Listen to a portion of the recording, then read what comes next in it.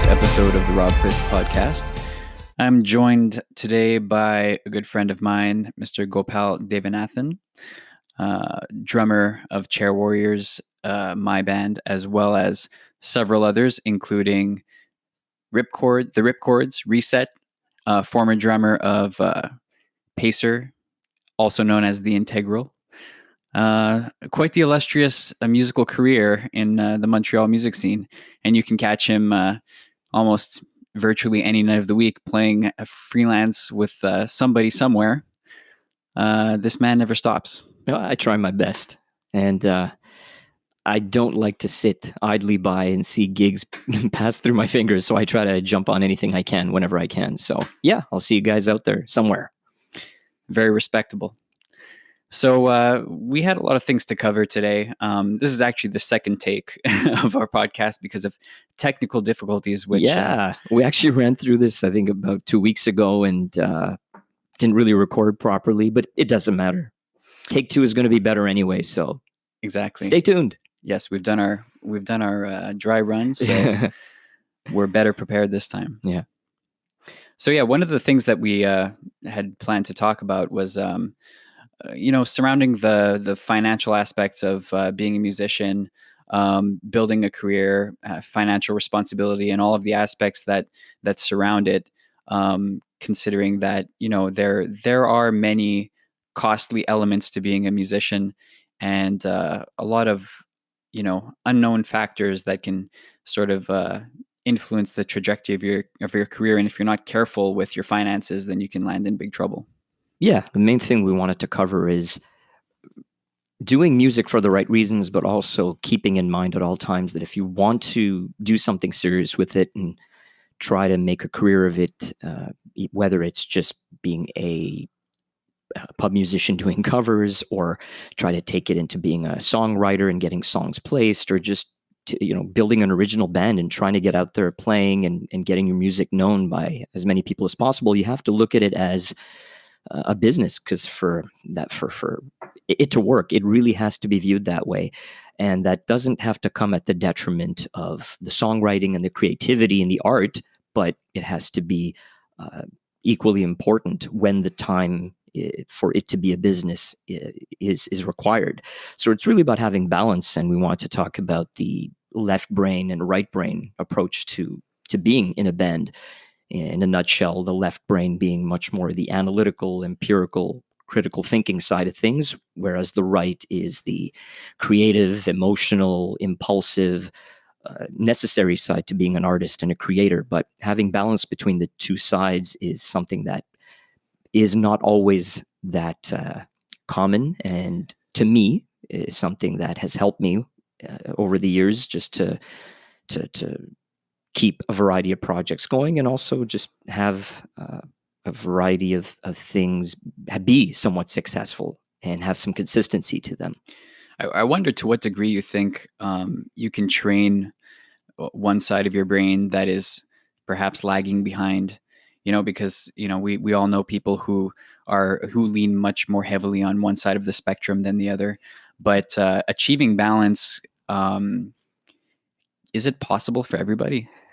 I think if a person makes a conscious effort to do so, and it doesn't have to be 50-50, as long as there is some sort of presence for the left side, because creative people normally are going to gravitate to just being creative and impulsive and wanting to just dream endlessly, which is great. And that's what you have to do. If you have a project that you believe in, you got to go to it 100%. You can't be sitting and analyzing or overanalyzing things, because then you suffer from analysis paralysis. And if you start running the numbers on everything from the get-go, it's stale, and you don't even really want to do it, because then you're like, oh, well, if I do this, I'm taking a risk and I'm getting out of my comfort zone. There's no point. I'd rather do something safe. But then is that what you really want to do? Is that going to be fun? Is that going to be fulfilling? Probably not.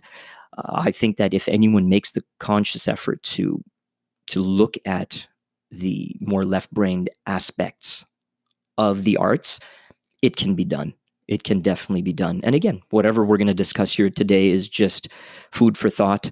whatever I'm going to share are simply my opinions. It's by no means to be taken literally as gospel by anybody. I don't have all the answers, that's for sure, and to each their own. But if what we discuss here can strike a chord with anyone and help anybody, well, great. And if not, if somebody has opposing views, they're more than welcome to reach out to us after the fact and share those opinions, and we can even turn that into a discussion so that this is more of an interactive post. For sure, that would be fantastic to create more of a dialogue. Yeah, because there's not one way to get anything done. There's no playbook. I just think for me, proof has been in the pudding that by having balance between both sides of my brain and both ways of approaching the arts, I've managed, after all these years of trying and failing and trying again, I've had more successes than failures. And even though success, again, is very relative, some people will say, unless you're Metallica or Bon Jovi, you're not successful. I definitely disagree with that, because if you're a working musician, like anything else, in whatever vocation you choose, if you're able to generate a certain amount of income and do so consistently, and you're happy with what you're doing, that's success, 100%.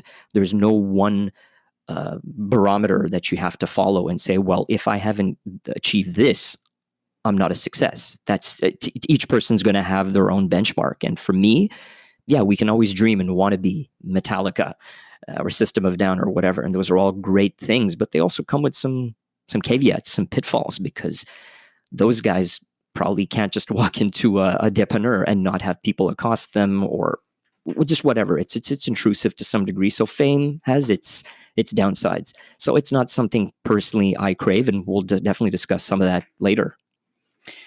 It's interesting. We've spoken about the left brain, right brain, and how that relates to being a musician, how it relates to being a creative person, and I find that oftentimes bands or musicians that you would consider to be more business savvy,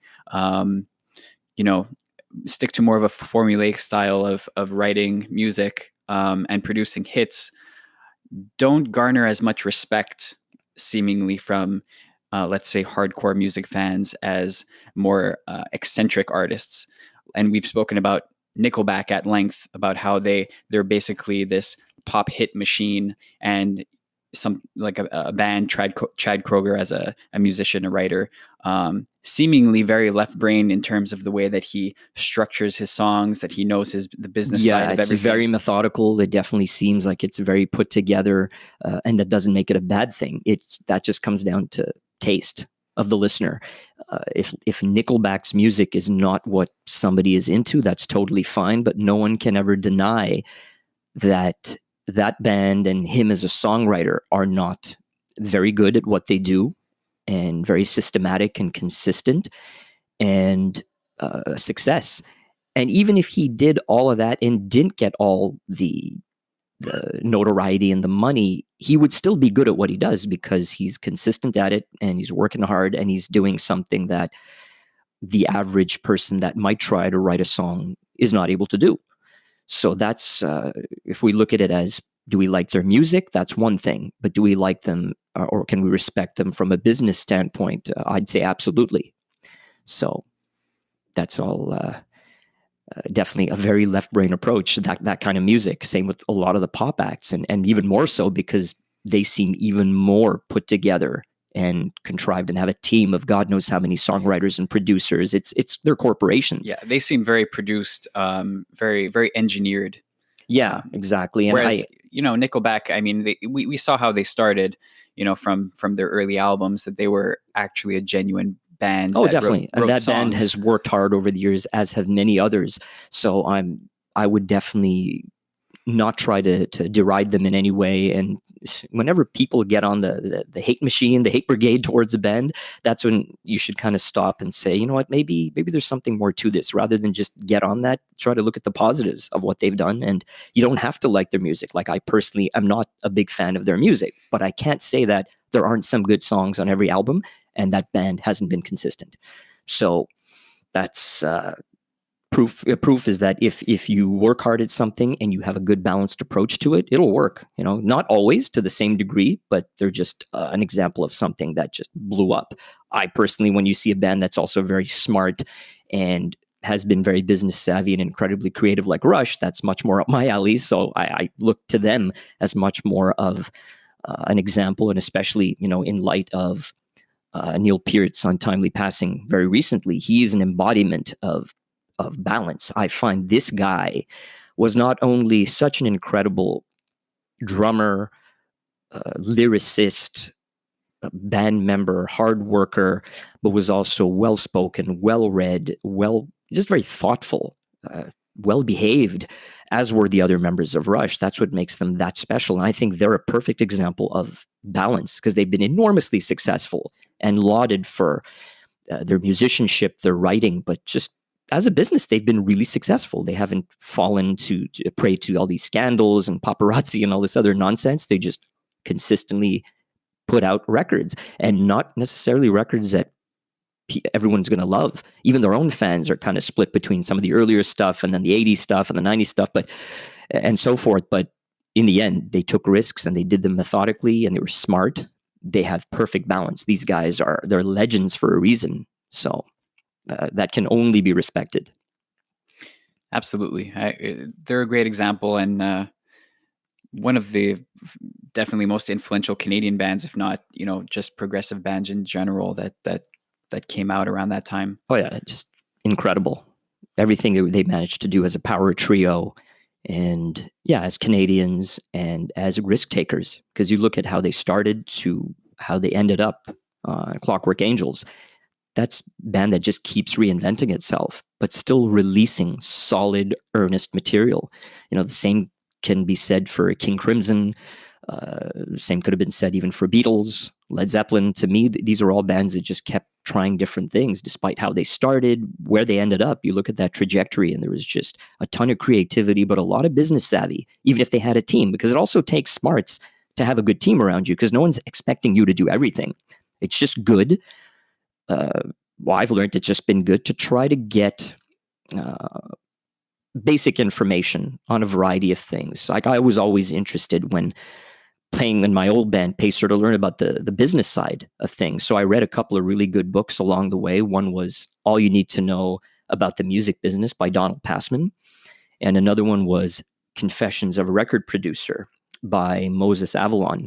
I'm sure there are updated versions of these books on Amazon. I'm almost certain there are, with things that are much more relevant to the industry today, because obviously these books came out quite a while ago. But the fundamental aspects of learning about labels and publishers, merchandisers, agents, managers, everything that makes up the music industry, despite how much it's changed, it's just good for you to learn about, just so that you know what you're up against. And then you say, is that something you want to go further into, or you just want to stay local and play covers in pubs, which is totally fine too. It's each person to decide. But by getting that information and doing something with it, which is learning and talking to other people who are maybe reading the same books, maybe talking to entertainment lawyers and managers, and trying to get more information along the way, that'll definitely go a long way in helping you formulate a plan and decide what you want to do. And I think it's all the more important these days, because with the internet and everything, it allows you to take a more DIY approach to a music career, but it also more things land on your shoulders. You kind of have to be all things to all people, take care of many responsibilities, whereas before you had record labels that would take care of stuff for you. Right now, if you're an independent artist, and there are many out there who have achieved high levels of success on an independent basis and have an enormous amount of pressure to take care of all aspects of their career, by themselves. So having that balance and that knowledge is probably more important now than it's ever been, I think. Yeah, especially with the internet, because the minute you're on the internet, like anyone can be with the click of a mouse, you can upload your music, have a website, be on social media, be on Spotify and all these digital platforms. You're an international band. Now, how do you delineate or mark yourself from all these other bands? How do you get seen? How do you rise above the herd? Well, that's hard, because everyone's trying to do it, and the industry is changing all the time. What hasn't changed is that people still do appreciate live music. You got to go out to shows, so you have to start from the nuts and bolts of do it because you love it, learn how to write a song, learn how to play your instrument, have fun with it. And then if money comes, great. If not, well, you got to keep hustling if that's what you want to do. And learning how to book a gig, picking up a phone, sending an email, a text, whatever, going down to a bar physically and trying to meet the booker or the manager. And you don't always get called back on the first try. It's still something that I have to stay diligent with. It's tough. And booking gigs and, just staying on top of uploading your music to these platforms and engaging with your fans. The whole thing it's a lot of work, and you have to be an octopus with multiple tentacles working. So that hasn't changed, because people had to do that even back in the day when there were labels and you had a booking agent and a manager, because you still had to, on the ground, be out there hustling and talking to fans and working hard and woodshedding. So as much as the industry seems to have changed over the last 20 years that I've been trying to be involved with it in whatever way I could, certain fundamentals haven't changed. And that's where, again, balance, staying grounded, having a good head on your shoulders can help. And understanding different aspects of the industry, not just from songwriting, but understanding what arrangement is about and production, and learning how to book and understanding how to market. These are all things that are more on the left side of your brain that sometimes aren't even all that fun, because it doesn't have to do with the initial reason for starting to play music or doing anything in the arts. If you're a great comedian and you're writing stand-up, or you're a dancer working on ballet or anything, a painter, you're doing it just because you want to be creative and you love doing it. If you can forge out a career, well, that's great. And having a good business plan and an analytical approach to it will simply, hopefully, raise your chances of getting some level of success, or at least some level of consistency. And that's where, at least starting with, for me, those two books definitely helped me have more of a clear understanding as to what was going on out there, and what did I have to do to distinguish myself from the average drummer who's just sitting in the basement and not thinking about anything other than, hey, I want to be a star, I want to be famous. I didn't really care about those things. And to this day, I don't really care about those things. If it were to happen, I'll take it as it comes and deal with it, but it's not the be all or end all by any means. A working musician, to me, is a successful musician. Absolutely. Because at the end of the day, action is what inspires any form of progress. You can just ruminate about all of your dreams and aspirations all you want, but until you start doing it, that's, nothing's going to happen. No, and you got to just do things consistently, and having good speaking skills, verbal skills, having good writing skills so you can communicate with people and communicate what you wish to do is fundamental. It has nothing to do with even playing your instrument. That's just being well-spoken, thoughtful. Look at Neil Peart. Just take that as an example, and that's what people should say. Oh, wait, you don't have to be this mumbling, dreaming, flaky, stupid stereotype, because there are those out there. And hey, if someone wants to do that, hey, great, have fun. Or maybe they have no choice. That's there you go. That too, and that's what it is. You accept it, and it's fine. For me, I just wanted to try to do other things and learn a few extra skills that would come in handy, and have over the last 20 years. And in the end, I'm just getting started. I'm by no means a big authority on anything. I'm still learning each and every day, seeing how things are modernizing, learning about streaming, learning about, again, the internet has just been such a vast frontier and a big learning experience the last 5 to 10 years alone, and understanding the basics of having a website and blogging and, article marketing and engaging with people in social media is not necessarily the most fun stuff. I still don't even really like it all that much, but it's just something you have to do because it's out there. You could try to deny the existence of the internet, but it's not going to go away.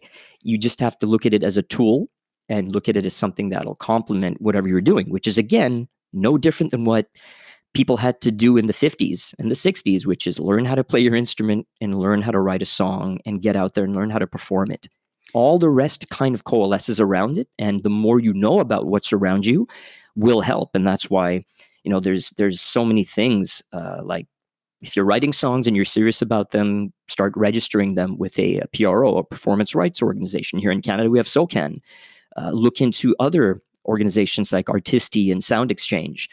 Of course, understand digital platforms like, digital distribution. Like we're using DistroKid to get our music to all these platforms and Spotify and whatnot, and learn what these analytics mean in your back office and how you can maybe benefit from that. See where your fans are trying to download your music for. See how you can engage them.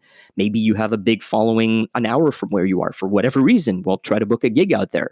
Try to use those insights to kind of up your game and grow your business.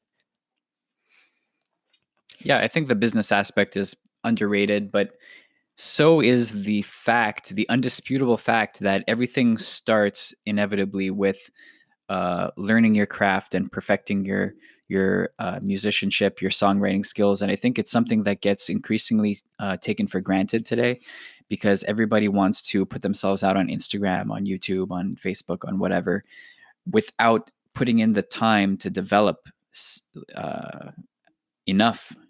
Yeah, absolutely. It's much more an instant gratification society and a landscape that we have now with the all the social media platforms. So yeah, people want to kind of develop this cult of personality with this persona, this whole lightning rod of, hey, look at how cool I am, look what I can do. But what are you actually doing? What are you putting out there? Are you writing really good material that, again, is sincere?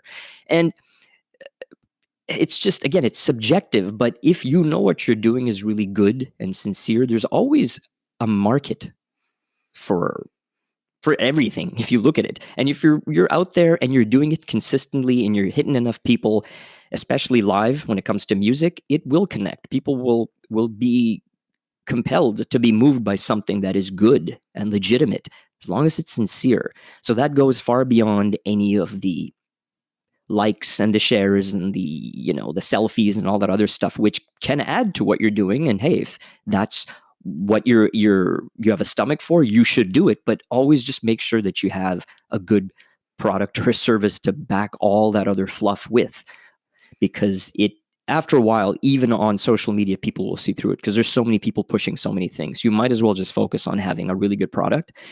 And I hate to call music a product, but that's what it is, again, when we're looking at if you're putting it out there.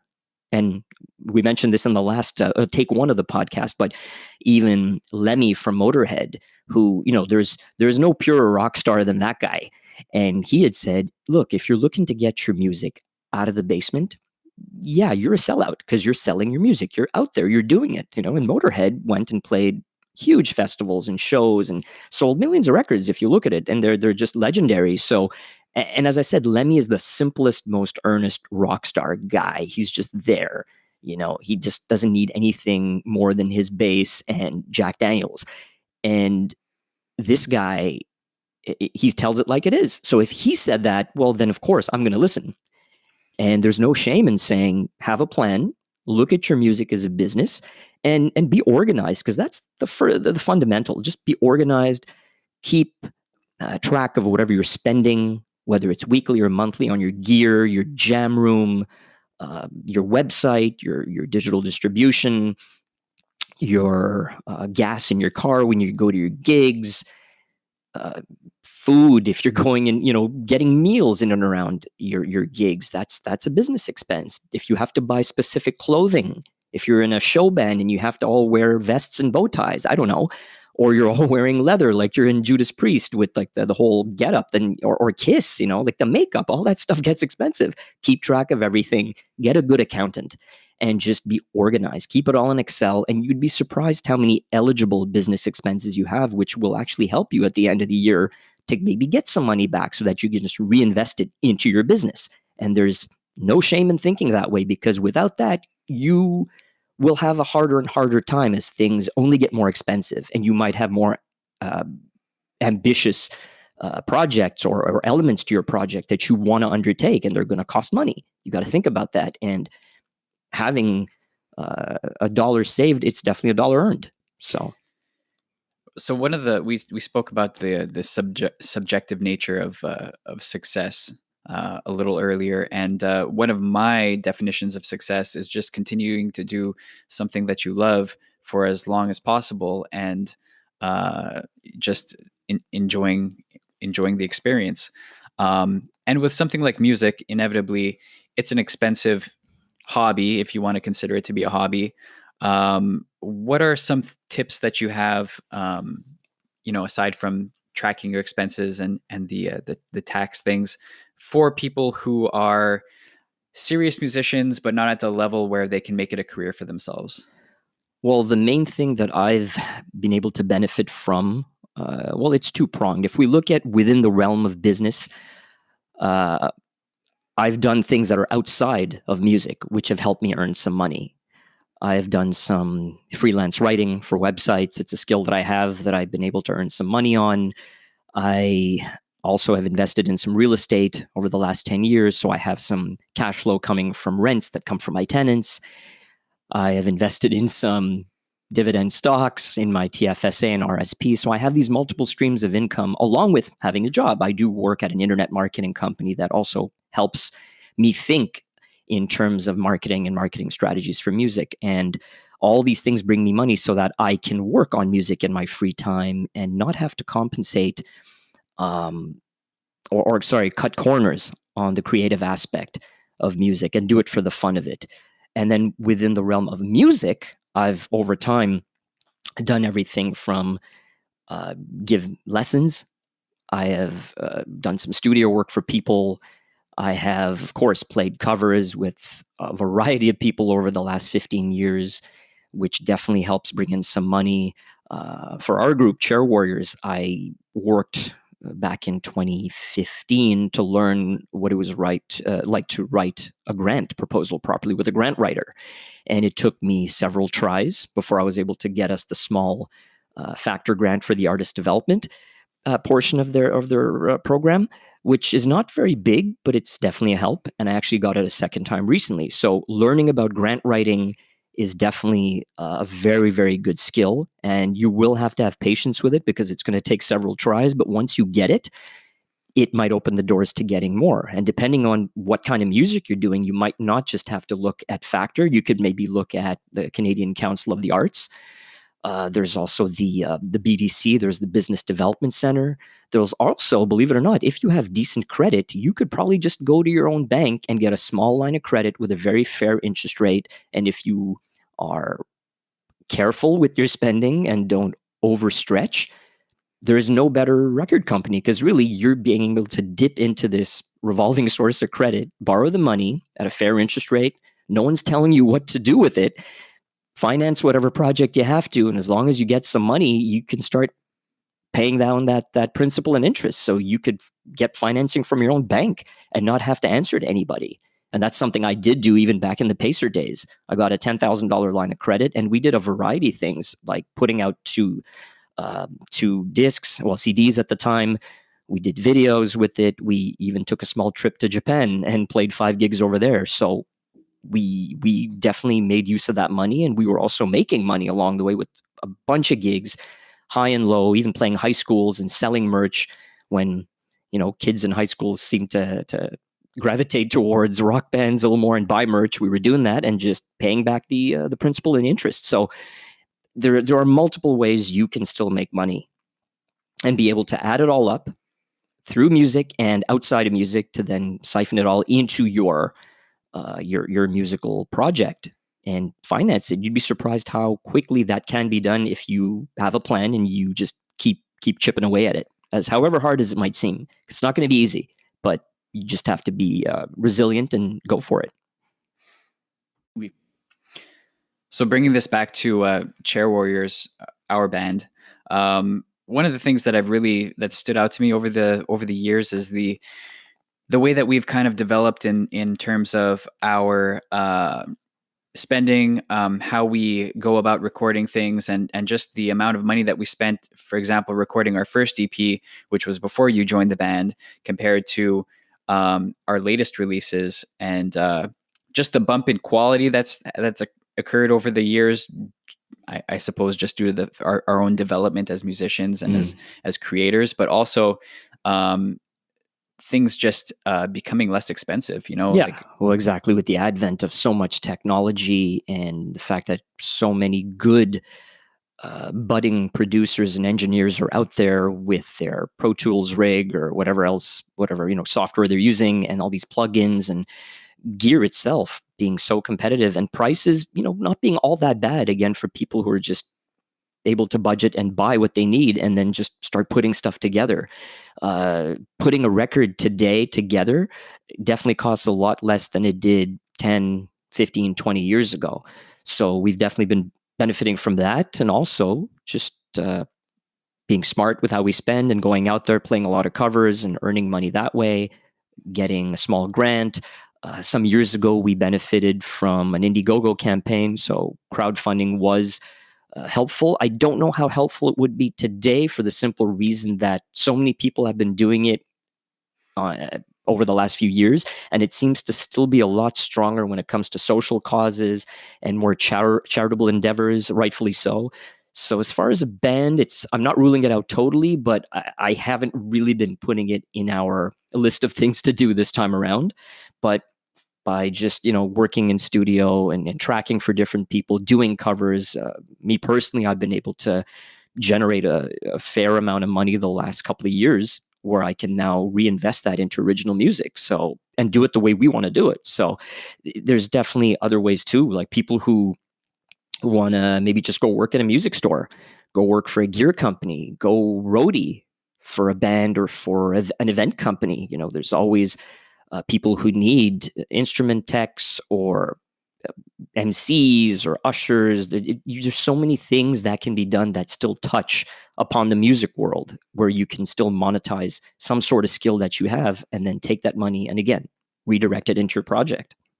I know that you even spoke in the past about jumping on a cruise ship for a few months and just going away and playing music every night. Absolutely. That's something. There's people who play on cruise ships. There are people who play in foreign countries and hotels. The only downside to that, of course, is you're kind of stuck, whether it's on a boat or in a hotel, for usually a minimum of 3 months. You kind of become a ghost on land when you're out at sea or in some foreign country. And if you are working on a variety of projects in your hometown, as I have been, it's not the easiest thing to do, along with any family obligations that I and I'm sure any and all of your listeners have. So it's not the easiest thing to just get up and uproot yourself. And it's not even all that interesting at this stage of my life, because I've had enough little microscopic successes that keep seem to happening, and I do have other things in the pipeline for 2020.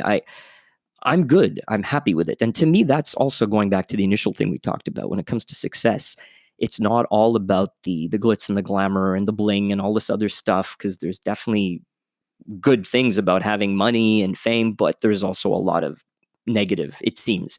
And with the kind of person I am, I don't think I would deal too well with it anyway. So it's not something I'm all that actively pursuing. And there's not one way to go about having success with music or being a working musician. So it is what it is. The whole cruise ship thing is something I'm still interested in, but it would probably be in a few years, maybe even 5 years, 10 years from now. I'm not even sure, but I'm not ruling it out at all. It just right now, it doesn't fit into the next 6 to 12 months by any means. So nah. But for anyone listening, go and do it. And if you sight read music really well, there are a ton of opportunities too. My sight reading is not all that great, but for those of you listening who are really great at reading, there are a lot of things you can do, not just in ships, but in corporate, in I guess weddings, not so much as before, because there's many more DJs doing stuff there. But hey, if you're interested in being a DJ on the side, go do that too. What can I say? There's so many things you can do with software and a laptop. Yeah, what are your genuine thoughts on DJs? I'm curious. I mean, I want the unfiltered version of what you think about DJs, because my, whatever, to each their own. DJs are cool. Yeah, well, the way I saw them in the 90s was pretty interesting. Even though it was not something that still was of any interest for me to do, I did find it pretty cool to watch somebody show up with some turntables and vinyl records and be doing the scratching and the faders and just doing all this stuff. It was a lot of wizardry, and it seemed like there was some skill behind it. I've seen many other people who just seem to have a playlist and a laptop. No, I don't find that to be of any interest at all. I don't find it to have much skill level. It's of no interest. And I think it's a real shame that there are so many of these people running around where it's really edged a lot of bands out of the market just because you have one person with a laptop, and you don't want to have to pay a 5, 6, 7, 8, 9 piece band for a wedding where they're going to be coming and playing their guts out and playing all kinds of great stuff. It's just one of the casualties of how things have come to pass over the last maybe 10 years. So yeah, I'm not a huge fan, but of old school DJing, yes. Just like I used to love watching people breakdance. Nobody does that anymore, but they should. There was a lot of talent in that, and I love contemporary dance. I love seeing some of these street performers. There's so many great artists out there. I find as long as it's sincere and has some skill level to it, then I'll respect it. The laptop with a bit of software, I don't know. It's just not me. No, I don't like it. Maybe that's as honest as I can be. Maybe it's the oversaturation. I think it got to a point where everybody thought they could be a DJ. Yeah, and you know what? Most of these people who seem to do it, they just show up and they just fire up the laptop and they're going. And I'm like, okay, well, what are you really doing? I think we saw one recently at a bar that we played at. We were doing a cover gig, and this guy shows up with a laptop and is literally just clicking play on what seemed to be a playlist, and he's playing with his phone in between, probably on Instagram, taking a selfie. And I'm like, yeah, that's the dark side of where we're at now. So not a big fan. But hey, to each their own, but that's my unfiltered opinion. I mean, to the average person, they're hearing popular songs that they like, so I guess they don't care. But to people like us who kind of take it personally that we're out there busting our asses to play music, and then people get to get away with cutting corners like that. Yeah, that's it. But for musicians, people out there wanting to play and put out something legit and keep it going for years, having a plan and living within your means, which is something else that really helps. Don't buy a whole bunch of useless stuff that you don't need. And even worse, go out there and buy it on credit. These consumer credit cards that charge you a 20, 21% interest, that stuff just accumulates in the blink of an eye, and you can end up being a slave to that stuff for years to come.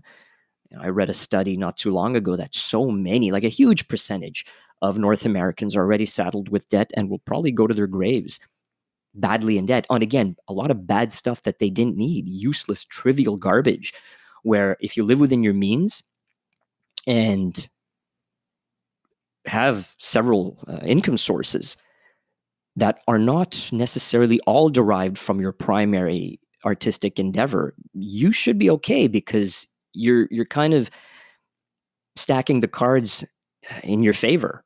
You're not spending too much. You're making multiple streams of income from different little hustles, and some of them don't necessarily even have to come from music, so that you're not living gig to gig and then having to starve and suffer, because that, for me, there's no fun in that. There's no reason that you really have to do that. So why not be healthy and happy with what you're doing and have money coming from a variety of sources, so that you don't have to compromise on what gigs you take, when you take them, who you take them with, what you're going to play, but know full well that it's still a grind. And sometimes you have to be open-minded and have balance and play a variety of different styles, play with different people, and most importantly, learn how to work with different people. Don't be a prima donna. Don't be a self-entitled dickhead, because there are so many out there, and some of them are great players, but nobody wants to work with them because they're just abhorrent, abysmal, sorry, excuses for human beings. For lack of a better word, that's what it is. And then you have people that aren't that great, but they work really hard and they just know how to work with people. They put themselves out there and they're sincere, honest, good people. I any day will root for somebody like that. Yeah. Those people will always get ahead. Just having those basic social skills is invaluable. Yeah. Sadly, some of the negative types of people do get ahead, but that's just a luck of the draw. It's out of your hands. It's out of your control. You shouldn't sit around worrying about it. Just do your best and be easy to work with. Be chill. Be open-minded. Have balance. Be financially literate. Go and get the education you need. do art and music because it's something you have to do it for the right reasons, have fun with it, be happy, but definitely look at it as a business and find ways to make money from it and from other sources. So again, you are not relying on one thing. Just don't end up being a slave necessarily to a job that you hate, and then you're so exhausted that you can't in your free time do what you love to do, because that doesn't help either, because everyone has to pay bills. I get that. I have to, you have to, everyone has to, but it's about getting enough hustles down that you enjoy doing so that your creativity, your energy, passion, your time, it's all able to go into something you want to do the way you want to do it on your terms when you're healthy and happy and capable of doing it. It's a nice parallel to the right brain, left brain balance that we were speaking about before. It's how you spend your time between doing left brain activities like going to work, your day job, 9 to 5, right brain activities like recreational creativity and stuff like this, whatever your creative hobbies might be. There needs to be a balance between those things too. I like to call it being a pragmatic dreamer. You have to dream. You have to be a little impulsive. You have to be creative and emotional and just try stuff. Go for it. If you don't, you're never going to know. You're going to just sit back and be twiddling your thumbs. However, there's a way to do it smart and have a plan and do it methodically. This way, you don't necessarily have to starve along the way, because for all those romanticized hard luck stories, for every one of those that makes it, there are thousands, if not millions of others that don't, and they suffered along the way. You don't necessarily have to. You can have a certain level of success and still be relatively, for lack of a better word, comfortable. I know some people don't like that word because they're like, oh, you got to get out of your comfort zone to do things. And I'm like, look, if you're out there putting time in to write songs or do any other kind of art or sport or whatever it is that's not the typical profession, to me, that already defines someone who's putting the time and the work, as long as they're doing it for the right reasons. So they're putting in their hours, they're woodshedding, they're doing it. So nothing says that you have to do it and be a flake or broke and starving, because that's the stupid stereotype that's out there. I want to actually dispel that myth. You can actually be, feet on the ground, head on your shoulders, and not be a money grubber. Because no, that's not what music or art is about. If you're not lusting after money, there's nothing wrong with that, to want to make it and then infuse it into your project. For sure. I think that stepping out of your comfort zone is a really healthy thing, but you don't want to be perpetually living in this state of anxiety where you're never comfortable with yourself and you're always in fight or flight mode. No, you want to have that home base that you can come back to and recharge and for me at least, because I know other people out there will totally disagree, and I totally welcome it. And I know some people have had phenomenal success by just going for it. Not even sometimes having a plan. They just jump off the cliff without a parachute, and that's them. That's not necessarily me. But as I said, for every one of those that had that huge Himalayan success, there were so many that didn't and ended up turning to vapor. And you never hear about those. No, and you don't know, even for those who really made it and said they starved. Okay, they starved, yes, but how much and what else did they have to do along the way that might have even compromised their principles or their conscience? How many D's did they have to S? Yeah, who knows? And again, if that's what they felt they had to do and they're okay with it, I'm not judging. I am 100% a libertarian, to each their own. I do not judge. I'm only speaking from my point of view. I'm not that kind of person. And I have never wanted to be so uncomfortable that I just become a curmudgeon. And then I'm not happy or healthy. And then the art that I'm trying to put out there is going to suffer. I'm going to suck at the very thing that I'm trying to not suck at. So by having all these other hustles going on, which did utilize other skills that I did have that I didn't want to leave lying dormant, I was able to then get to the other side of the spectrum and then get more motivated to do the creative stuff. And it was all about, again, balance. And as long as you can sustain what you're doing, there's that old cheeseball saying, but it's totally, totally valid. As long as you don't quit, you will never fail. And if you're happy with all the baby steps you're making along the way, each and every one of those is a success. Don't let any of the jealous naysayers say otherwise, because most of the people wouldn't even have the guts to do that. And they just Absolutely. want to talk negative, talk down to you because they're probably not very happy with whatever station in life they're in. And that's up to them to change. I have no problem with people doing whatever they want to do, but when they start getting into someone else's face to start tearing them down, that is just out of line. That's where I draw the line and say, no, you know what? Mind your own business, and I'm going to do what I have to do, and I'll keep proving you wrong. And if you don't think what I'm doing is all that good or correct, I don't care, because you're not me and I don't have to please you. You don't have to please me. Move on, do what you want to do. Prove me wrong. And you don't even have to. That's the thing. We're all just doing different things. Everyone's in their own little space trying to make something of themselves. And if somebody wanted to be an engineer, it's not up to me to say, oh, that's so boring. Look, I went and I got a science degree. I'm not even really using it. And I was using it years ago, working for the government for 5 years in the biochem field.